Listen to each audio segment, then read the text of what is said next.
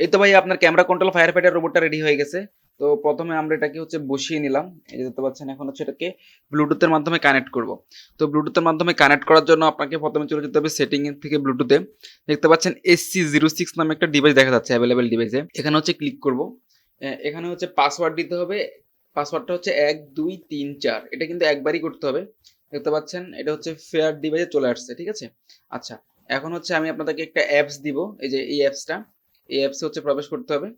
প্রবেশ করার পর দেখতে পাচ্ছেন লাল বাতি জ্বলতেছে, মানে হচ্ছে এই ব্লুটুথের সাথে কানেক্ট হয়নি বা এখনো হয়নি। তো সেটিংয়ে যাবেন, সেটিং থেকে হচ্ছে কানেক্ট টু এ কারা যাবেন। কানেক্ট টু এ কারা যাওয়ার পর আপনার ডিভাইসগুলো দেখাবে। এখান থেকে আমরা SC06টা সিলেক্ট করব।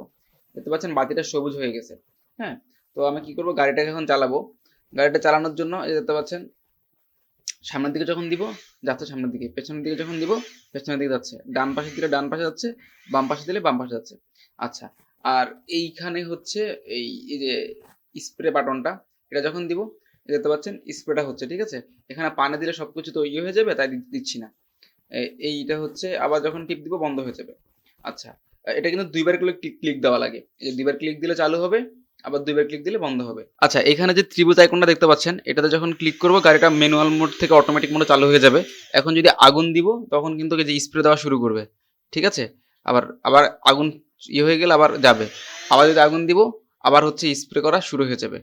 আচ্ছা, আর যদি গাড়িটা চলতেছে চলতেছে, যদি সামনে বাড়া থাকে থামবে, পেছনের দিকে যাবে, আবার ডান কাটবে, আবার এই যে আচ্ছা, আচ্ছা আগুন দিলে আবার স্প্রে করবে। এখন আমি চলে যাবো আমার রাউটারে। দেখতে পাচ্ছেন রাউটারে হচ্ছে 3টা ডিভাইস কানেক্টেড আছে। এটা হচ্ছে ESP32 ক্যামেরাটা, এবং এটার আইপিটা হচ্ছে এখানে দেখা যাবে 168.0.101। এই আইপিটা লিখে হচ্ছে আমি যে কোনো ব্রাউজারে সার্চ করব। ব্রাউজার বলতে যেটা ওয়েফের অধীনে আর কি। দেখতে পাচ্ছেন এটা, এই যে এটা সার্চ করলে, এই যে এটা যখন সার্চ করব আমাদের এরকম একটা ইন্টারফেস আসবে। আসার পর এই যে স্টার্ট স্ট্রিমে যখন ক্লিক করব দেখতে পাচ্ছেন নিচের দিকে এই যে ক্যামেরাটা দেখা যাচ্ছে, ঠিক আছে। এই যে ক্যামেরাটা দেখা যাচ্ছে। আর এটা যদি ল্যাপটপ থেকে দেখা হয় তাহলে আরো বড় স্ক্রিনে দেখা যাবে আর কি, মানে এরকম জুম করে বড় স্ক্রিনে করা যাবে। এই হচ্ছে বিষয়। আচ্ছা, এগুলো হচ্ছে ব্যাটারি। এখানে হচ্ছে 3.7 ভোল্টের 4টা ব্যাটারি ব্যবহার করেছি। আর ব্যাটারিকে বসানোর জন্য এইটা হচ্ছে ব্যাটারি কেস। আর পাওয়ার হচ্ছে অন অফ করার জন্য হচ্ছে এখানে একটা রকার সুইচ ব্যবহার করেছি। আর 4টা ব্যাটারিকে হচ্ছে চার্জ করার জন্য হচ্ছে এখানে একটা চার্জিং মডিউল ব্যবহার করেছি। আচ্ছা, বিষয়টা হচ্ছে বর্তমানে যে চার্জারগুলার ওগুলা কিন্তু একটু ইন্টেলিজেন্স থাকে ওর মধ্যে। হ্যাঁ, মানে মোবাইল যখন গরম হয়ে যায় তখন চার্জ কমিয়ে দেয়, বা কখন হাই স্পিডে চার্জ করতে হবে, কখন লো স্পিডে চার্জ করতে হবে। তো ওই চার্জারগুলো যখন এটাতে কানেক্ট করবেন তখন সে বুঝে ফেলে যে এটা তো আসলে মোবাইল ফোন না। তখন সে কি করে, তখন সে কিন্তু চার্জ করবে না। তো এটাকে চার্জ করার জন্য হচ্ছে একটা নর্মাল কোয়ালিটি চার্জার লাগবে। আর এটা এই মডিউলটা আমরা সাধারণত চার্জার থেকে পাই হচ্ছে 5 ভোল্ট আউটপুট পাই আর কি। আর এখানে তো 4টা ব্যাটারি প্রায় 16 ভোল্টের কাছাকাছি, 15-16 ভোল্টের উপরে পাওয়া যায়, ঠিক আছে। তো ওই ভোল্টেজটাকে আমরা কি করতেছি, মানে 5 ভোল্টকে বুস্ট করে 15-16 ভোল্টে চার্জ করতেছি। তো তো দেখা যায় যে মডিউলটা অনেক গরম হয়। হ্যাঁ, তাই ভয় পাওয়ার কিছু নাই। আর সবচেয়ে ভালো উপায় হচ্ছে, বুদ্ধি হচ্ছে কি, নরমাল কোয়ালিটির একটা চার্জার ইউজ করা। আর চার্জ যখন দিবেন তখন হচ্ছে লাল বাতি জ্বলবে, চার্জ যখন ফুল হয়ে যাবে তখন নীল বাতিটা জ্বলবে। আর চার্জ হয়ে গেলে এই মাঝখানে 2টা ব্যাটারির মধ্যে যেকোনো একটা ব্যাটারি খুলে রাখবেন। যদি লাগিয়ে রাখেন তাহলে হচ্ছে এই সার্কিটটা নিজেও একটা চার্জ মানে নিয়ে ফেলে আর কি, ঠিক আছে।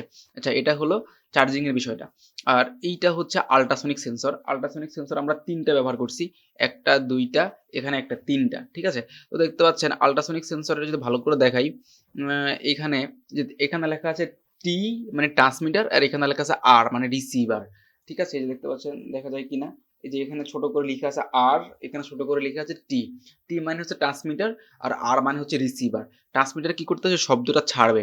মানে মানুষ সাধারণত 20 থেকে 20,000 হার্টজের শব্দ শুনতে পায়, কিন্তু এই যে ট্রান্সমিটারটা সে কি করতেছে 40,000 হার্টজের শব্দ উৎপন্ন করে, যেটা কি করে মানুষ শুনতে পায় না। তো ধরে নিলাম আমি এখানে কি করলাম, হাত দিলাম। হাত দিলে কি হয়, এখান থেকে একটা শব্দ যায়, ট্রান্সমিটার থেকে আমি একটা শব্দ ছাড়ি, 10 মিলি মাইক্রোসেকেন্ডে একটা শব্দ ছাড়ি।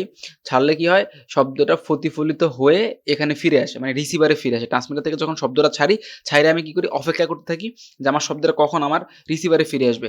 তো আমি তো শব্দের ব্যাগ জানি, এবং কতটুকু সময় পরে শব্দটা ফিরে আসলো ওই সময়টা ক্যালকুলেশন করে আমি প্রোগ্রামিংয়ের মাধ্যমে দূরত্বটা ক্যালকুলেশন করতে পারি আর কি। মানে সবাই বলে যে সেন্সর, এটা হচ্ছে সেন্সরের পিছনে বিহাইন্ড দ্য সিন কি হচ্ছে সেটা সেটা, ঠিক আছে? তো আমি যত শব্দের দূরত্ব জানি, শব্দের দূরত্বটা পেয়ে যাই আরকি এভাবে।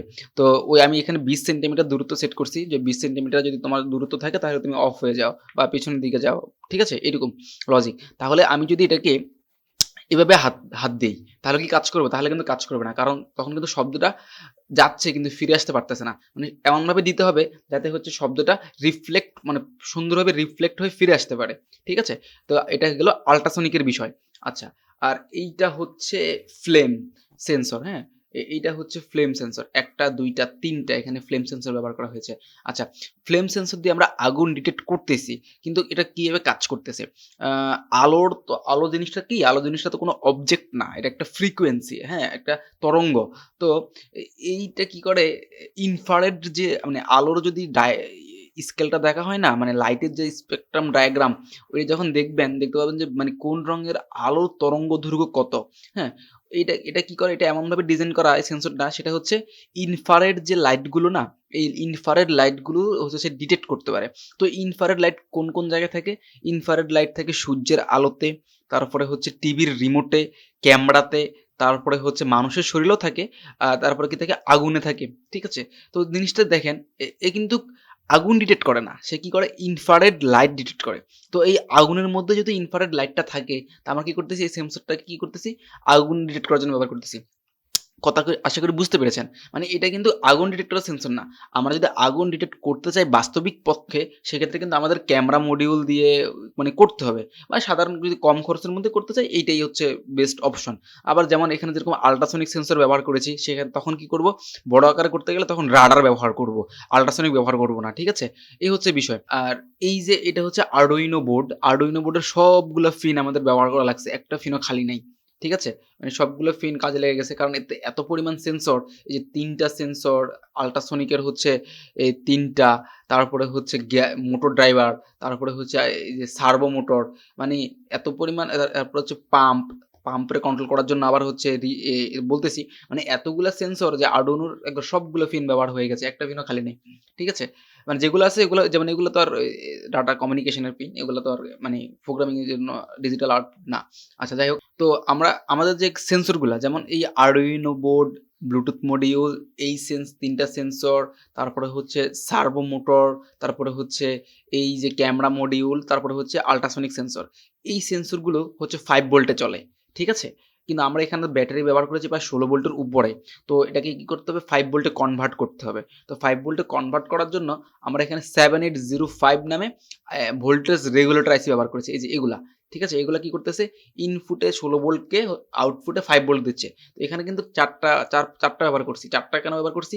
কারণ এটাতে এতগুলা সেন্সর, একটাতে প্রায় ১ অ্যাম্পিয়ারের মতো আউটপুট পাওয়া যায় আরকি, হ্যাঁ? ১.৫ মানে হচ্ছে লিখা থাকে কিন্তু আসলে ১ অ্যাম্পিয়ার মতো পাওয়া যায়। তো ৪টাতে আমরা ৪ অ্যাম্পিয়ার পাবো আরকি। মানে সেন্সর যেহেতু বেশি তাই হচ্ছে ৪টা ব্যবহার করছি।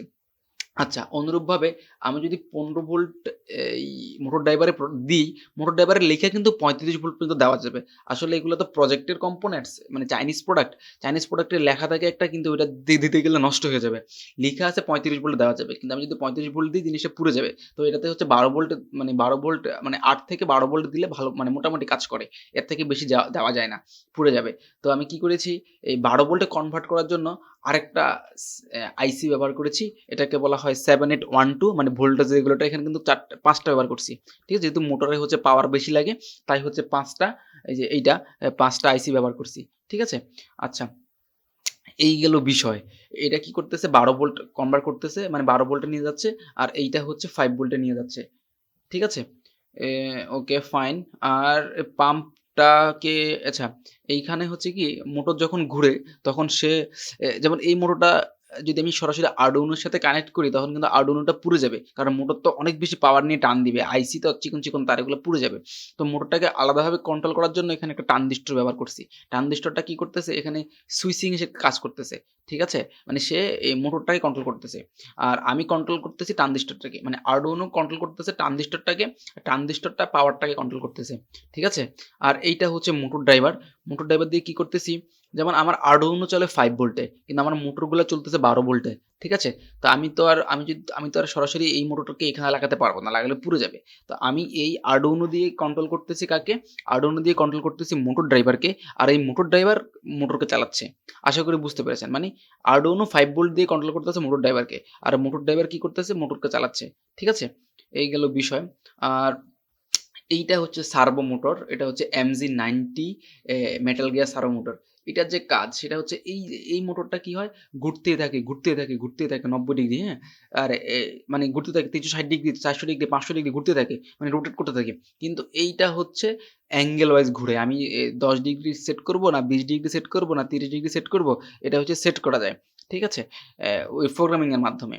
আচ্ছা, এইটা গিয়ার মোটর, এটার মধ্যে পার্থক্য হলো এটা কন্টিনিউয়াস ঘুরে, আর এটা হচ্ছে 180 ডিগ্রির মধ্যে আমি যেকোনো পয়েন্ট সেট করতে পারি। আচ্ছা, আরেকটা বিষয় হচ্ছে কি, মোটর যখন ঘুরে তখন কিন্তু সে একটা ইএমএফ উৎপন্ন করে। ইএমএফ মানে ইলেকট্রোমোটিভ ফোর্স। মানে কি হয়, জেনারেটর আর মোটরের মধ্যে কোনো পার্থক্য নাই। জেনারেটরে কি হয়, আমরা হাত দিয়ে বা একটা মেশিন দিয়ে হচ্ছে মোটরকে ঘুরে তখন বিদ্যুৎ উৎপন্ন হয়, আর মোটরে কি হয়, বিদ্যুৎ দিলে মোটরের পাখাটা ঘুরে। এটাই পার্থক্য। একটা তো হচ্ছে যান্ত্রিক শক্তি থেকে বিদ্যুৎ শক্তি পাওয়া যায়, একটা হচ্ছে বিদ্যুৎ শক্তি থেকে যান্ত্রিক শক্তি পাওয়া যায়। তো আমি যখন ব্যাটারি দিয়ে হচ্ছে মোটরটাকে ঘুরাই, তখন কি হয়, মোটরের নিজস্ব একটা ভোল্টেজ উৎপন্ন হয়ে যায়। এটাকে বলে ইএমএফ ভোল্টেজ। ওই ইএমএফটা কি হয়, আর্ডুইনোতে যখন ফিরে আসতে চায় তখন আবার আর্ডুইনো আবার হ্যাং হয়ে যায়, মানে একটু উল্টাপাল্টা কাজ করা শুরু করে। এটা সবসময় এটা করবে। তখন কি, এটা কি ফিল্টার করার জন্য আমরা কি করছি, এখানে হচ্ছে এই যে ক্যাপাসিটর ইউজ করছি। এটাকে বলা হয় সিরামিক ক্যাপাসিটর, এবং হচ্ছে একটা ডায়োড ইউজ করছি। ঠিক আছে? আচ্ছা, এগুলো দেখা যাবে এখানে। আর ট্রানজিস্টরের বেস কারেন্ট কন্ট্রোল করার জন্য হচ্ছে একটা রেজিস্টার ব্যবহার করেছি, এই যে রেজিস্টারটা। আচ্ছা, এটা গেল বিষয়। আর কিছু বাকি আছে কিনা? আচ্ছা, ক্যামেরা মডিউলটা ইএসপি ক্যামেরা মডিউল, এটা প্রোগ্রাম করা আছে, আমি এটা দিয়ে দিব। এটা হচ্ছে 5 ভোল্টে পরিচালিত হচ্ছে। এটাতে হচ্ছে আর বেশি কিছু বলার নাই। এই হচ্ছে কমপ্লিট প্রজেক্ট। আরেকটা বিষয় হচ্ছে কি, সবসময় ট্রাই করবেন, এটা তো প্রজেক্ট, হ্যাঁ? আমার কাছে তো সবসময় কম্পোনেন্ট থাকে। তো আমার এরকম হয়েছিল জাতীয় পর্যায়ে ৩-৪ বার এরকম হয়েছিল। এই একবার হচ্ছে জেলা পর্যায়ে আর জাতীয় পর্যায়ে এরকম হয়েছিল। মানে টোটাল আমার লাইফে ৩ বার এরকম হইছে যে আমার কাছে প্রত্যেকটা কম্পোনেন্ট ২-৩ টা করে আছে। যেমন আল্ট্রাসনিক ৫ টা বেশি থাকতো, ক্যামেরা মডিউল ২ টা আছে। দেখা যায় কি, পাশের টেবিলে হচ্ছে বিচারক আসছে, আর এমন অবস্থায় আমার প্রজেক্ট কাজ করতেছে না। কারণ কি? কারণ হচ্ছে আমি প্রচুর এটা নিয়ে চালাচালি করছি। এগুলো তো ভাই প্রজেক্টের জিনিস, হ্যাঁ? দেখা গেল একটা জিনিস তার খুলে গেল, একটা আপনি চেঞ্জ করতে পারবেন, ঠিক করতে পারবেন। কিন্তু ওই যে ঠিক করার সময় কিন্তু পাবেন না। আর আপনার তো আর কাজটা আমাদের থেকে নিয়েছেন, আপনি তো আর নিজে চেঞ্জ করতে পারবেন না। নিজে চেঞ্জ না করতে পারলে আমার জন্য অপেক্ষা করতে হবে। আর আমি তো এত দূর থেকে বলতেও পারবো না যে কি করবেন না করবেন। ঠিক আছে? সুতরাং যত্ন সহকারে, অতিরিক্ত ব্যবহার করা যাবে না, যত্ন সহকারে ব্যবহার করতে হবে। আর হচ্ছে ব্যাটারি চার্জ না থাকলে কাজ করবে না। আর সবসময় চেষ্টা করবেন যে ম্যানুয়াল মোডে না চালিয়ে হচ্ছে অটোমেটিক মোডে না চালিয়ে ব্লুটুথটাকে হচ্ছে কি ম্যানুয়াল মোডে চালানো আর কি। ঠিক আছে? তাহলে ভালোভাবে কাজ করবে। আর যদি কখনো ফাংশনটা হ্যাং হয়ে যায়, মানে আর্ডুইনো তো, এটা তো মাইক্রো কন্ট্রোলার, এটা তো আর প্রসেসর না। আর তার উপরে হচ্ছে 8 বিটের প্রসেসর। তো আপনি কি 16 বিটের, তো আপনি কি করতে পারেন, এই যে এখানে একটা রিস্টার্ট বাটন আছে, এটা প্রেস করলে, এটা দেওয়া হয়েছে রিসেট করার জন্য, হ্যাঁ? তো আপনার তো এটা নিচে, এটা যদি ঝামেলা মনে করেন, তাহলে হচ্ছে অপশন হচ্ছে কি, দ্রুত হচ্ছে পাওয়ারটা বন্ধ করে দিন। পাওয়ারটা বন্ধ করে দিলে রিসেট হয়ে যাবে। এই হচ্ছে বিষয়। করবেন সবসময় ম্যানুয়াল মোডে চালানোর চেষ্টা করবেন। শুধু স্যারকে দেখানোর সময় স্যার দেখেন এটা অটোমেটিক ফাংশনও দেওয়া আছে, তখন আগুন দিয়ে স্যারকে একটু দেখাবেন আর কি। আশা করি বুঝতে পেরেছেন। আর প্রজেক্টের মতো ট্রিট করবেন। এটা এমন না যে আমরা যেরকম মোবাইল কিনছি, এটা একটা কি, একটা ফিজিক্যাল প্রোডাক্ট, মানে কাস্টমারের উদ্দেশ্যে নেওয়া। আর এটা কিন্তু হাতে তৈরি করা, মানে ল্যাবে তৈরি করা। ল্যাবের জিনিসের সাথে প্রোডাকশন লেভেলে চিন্তা করা যাবে না। সুতরাং এটাকে যত্ন সহকারে ব্যবহার করতে হবে। এত টাকা দিয়ে একটা জিনিস নিবেন, বাসা যদি একটা তার খুলে যায় তখন হয়তো কাজ করবে না। সুতরাং যত্ন সহকারে ইউজ করতে হবে, যত্নশীল হতে হবে। এই হচ্ছে বিষয় ভাইয়া, আশা করি বুঝতে পেরেছেন। যখন হচ্ছে এটাতে প্রোগ্রাম আপলোড করবেন, এখানে হচ্ছে ইউএসবি পোর্টটা কানেক্ট করবেন, এবং যখন প্রোগ্রামটা আপলোড করবেন তখন হচ্ছে এই যে এটা খুলে নেবেন। এটা না খুললে প্রোগ্রামটা আপলোড হবে না। ঠিক আছে? এবং এটা প্রোগ্রাম আপলোড হওয়ার পর কানেক্ট হয়ে যাবে। আর আরেকটা বিষয় হচ্ছে, যখন প্রোগ্রামটা আপলোড করবেন তখন গাড়িটাকে চালু করে নেবেন, ব্যাটারি কানেক্ট করে গাড়িটা চালু করে নেবেন। কারণ যদি গাড়িটা চালু না করে প্রোগ্রামটা আপলোড করেন, তখন কি হবে, এই আর্ডুইনো থেকে ইউএসবি পোর্টের মাধ্যমে সম্পূর্ণ গাড়িতে পাওয়া যাবে, তখন চিকন চিকন তারগুলো পড়ে যাবে, আর্ডুইনোটা নষ্ট হয়ে যাবে। আশা করি বুঝতে পেরেছেন।